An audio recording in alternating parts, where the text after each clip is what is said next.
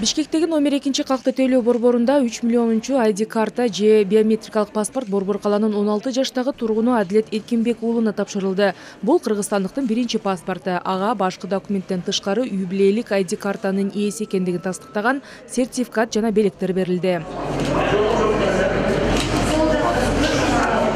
Калкты тейлөө борборуна паспорт ээси апасы менен келген. Алар күтүүсүз окуяга кубанып турат. Айтымдарында өздүгүн аныктаган документ алуу үчүн кайрылганда каттоо процесси абдан тез жана ыңгайлуу болгон. Первичное получение паспорта. Мен Кыргыз улуттук агрардык окуу жайынын колледжинде окуйм. 3 миллионунчу биометрикалык паспорттун ээси болдуңар дегенде мага күтүүсүз болду. Бир жагынан аябай жагымдуу. Бул менин жашоомдогу негизги эң керектүү документ болуп эсептелет. Кубанычтамын. Биометрикалык паспорт Кыргызстанда 2017 жылдын 1 майынан тарта киргизилген. Бүгүнкү күндө 3 миллион ID карта берилди. Анын 1,5 миллиондон ашыгын кыргызстандыктар саамалык башталган 1-жылы акысыз алышкан. Паспорт алуу мурдагы жылдарга салыштырмалуу азыркы учурда бир кыйла жеңил.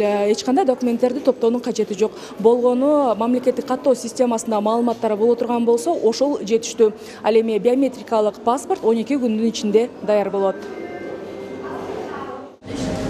Бирдиктүү мамлекеттик каттоо системасы ишке киргенде кыргызстандыктар каалаган жеринен эле паспорт ала алышат. Мурдагыдай калкты тейлөө борборлорунда залда кезегин күткөндөр бир топ азайган. Мындай жайларга күнүнө миңдей жаран кайрылат. Алардын бири 59 жаштагы Асыл Бообекова. Эч кандай документ чогулткан жокпуз. Ошол өзүбүздүн эле ошо паспорт алып келдик, срок өтүп бараткан паспорт алып келдик.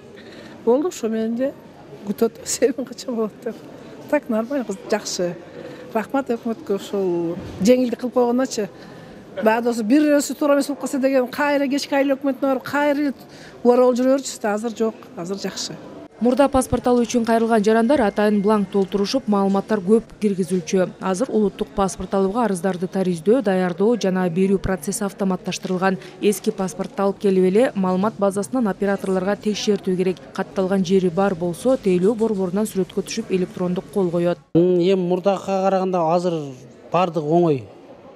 Не менен, талон менен, өчүрөт менен мындай компьютердин нелери менен өчүрөт менен өтө жеңил болду. А мурун эртең менен саат 7-де келип, 11-12-де өчүрөтөң араң жетип, ал жетсе, жетпесе эртесине калып ушундай кыйынчылык болчу мурун. Паспорт алыш үчүн аябай көп документтерди даярдачубуз.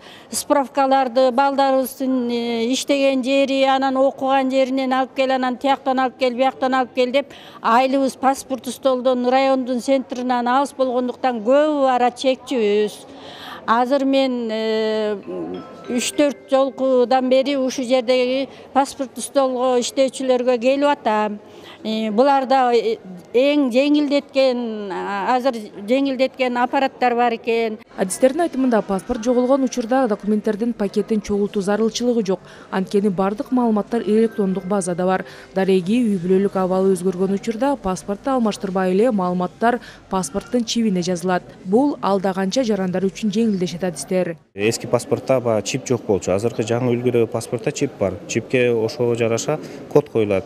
4 сандан турган код коюлат. Бардык персоналдык данныйлардын баары сакталып турат ошо чиптин ичинде. Муга да айтып кетчү нерсе бар. Буга чейин бардык документтердин баары кагаз түрүндө болсо, азыркы учурда бардыгы электрондук түрдө болот. Бардыгы системада бар, системада оцифровка болунган. Белгилей кетсек, идентификациялык карта жарандардын инсандыгын көйлөндүргөн негизги документ. Жаңы муундагы паспортты жарандар 16 жашка толгон кезинде ала алат. Аны Казакстан, Тажикстан жана Россияга барууда колдонсо болот. Рахат Жаныбекова, Бекжан Токтосонов, Ала Тоо 24.